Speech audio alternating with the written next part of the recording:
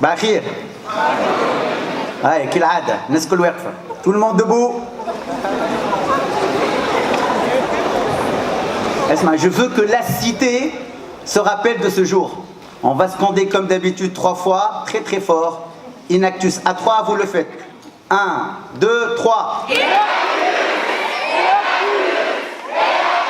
Bravo. Hier soir, Raoula, ma présidente bien sûr, m'a appelé, elle me dit « Alors, ton discours, il est prêt ?» Je lui dis « Qu'est-ce que je vais dire aux jeunes ? Je les rencontre plusieurs fois par an. » Et après, je me dis, entre cette jeunesse extraordinaire et l'Europe, il y a l'une des plus belles mers, la Méditerranée. Et il faut passer vraiment un message. Je pense qu'aujourd'hui, c'est un moment clé pour les jeunes Tunisiens, mais aussi pour l'Europe qui attend beaucoup de nous, et nous, on attend beaucoup d'elle. Alors j'ai écrit quand même un discours pas très lent, mais avec beaucoup de messages.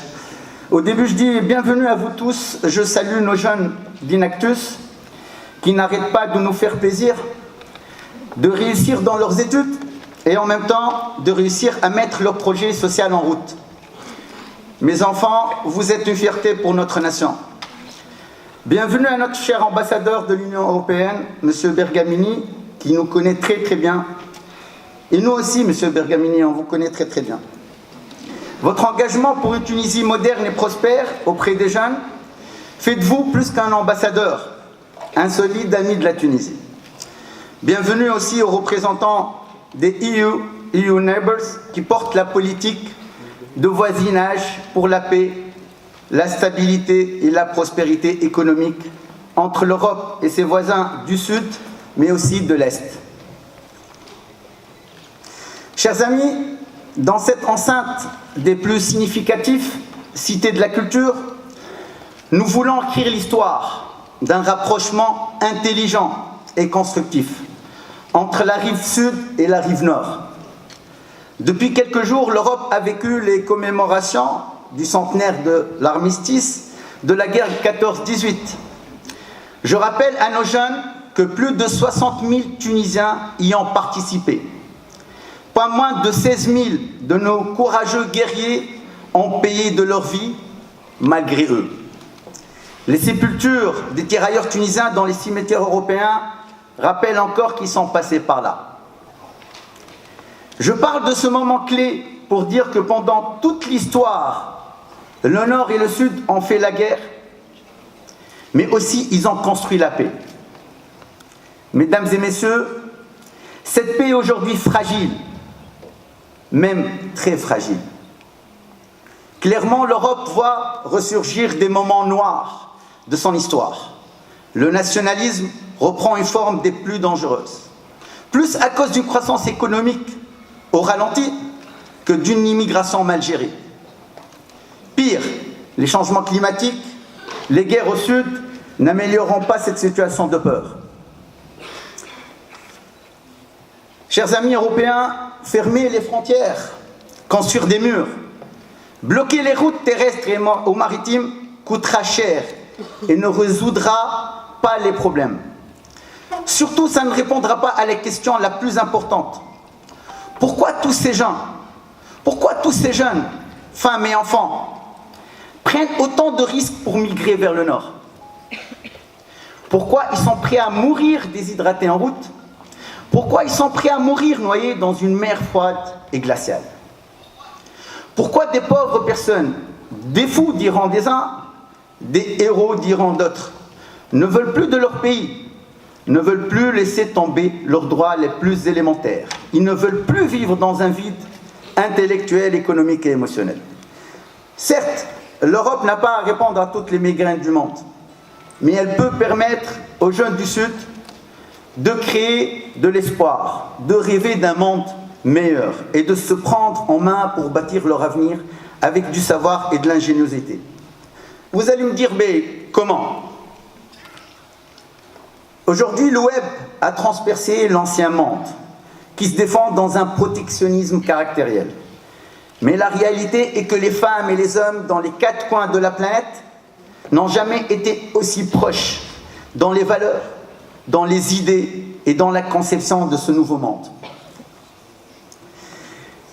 Épouser le nouveau monde, c'est bâtir ce pont entre les jeunes du Nord et les jeunes du Sud de la Méditerranée, pour qu'ils réfléchissent ensemble sur la recherche, la formation, l'innovation, l'entrepreneuriat, la culture, l'art, la technologie, et aussi qu'ils agissent ensemble pour sauver la planète d'une catastrophe écologique imminente. Notre objectif à tous, Européens et Sud-Méditerranéens, est de trouver une vision commune, une vision méditerranéenne où le Nord et le Sud se complètent, se respectent et s'entraident. Chers amis, pour l'organisation que je préside, Enactus, notre priorité est de faire de nos jeunes des leaders, des rêveurs d'un monde pacifié, créateurs de valeur dans une protection intelligente de son environnement et des visionnaires aussi dans un monde où l'économie sert l'humain, pas le contraire. Très rapidement, Enactus Tunisie a vu le jour il y a 9 ans. Avec Khawla Boussama, elle a construit une institution.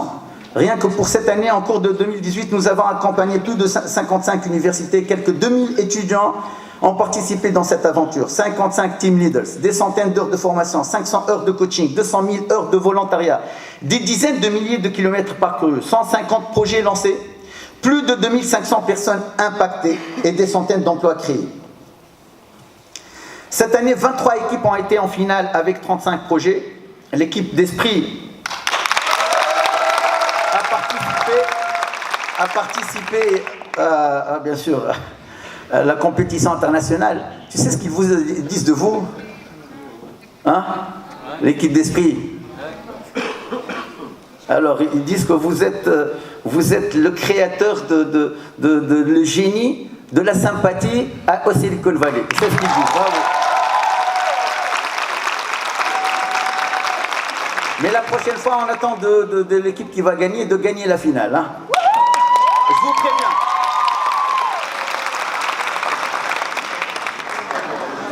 Mesdames et messieurs, l'équipe dirigeante d'Enactus ne veut pas s'arrêter en si bon chemin. Nous voulons aller encore plus loin. Nous voulons impliquer tous les jeunes et toutes les régions pour porter cette culture de l'entrepreneuriat social à bras-le-corps. Depuis 2 mois, la passion d'Enactus s'est propagée à 6 nouvelles régions, Gasseline, Béja, Kerouan, Gibbs, Medellín, avec une vingtaine d'instituts ou facultés. Nous avons intégré de nouveaux centres de formation professionnelle. Notre objectif est de faire que ces centres offrent des nouvelles alternatives entrepreneuriales sociales, de rehausser l'image de la formation professionnelle et proposer une nouvelle culture plus dynamique et plus responsable.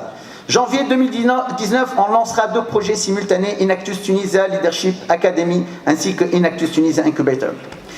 Chers amis, chers Européens, eh ben, c'est notre chance. Construisons ce pont ensemble. Et je vous souhaite beaucoup de chance et à nos jeunes, je vous souhaite beaucoup de réussite. Et merci.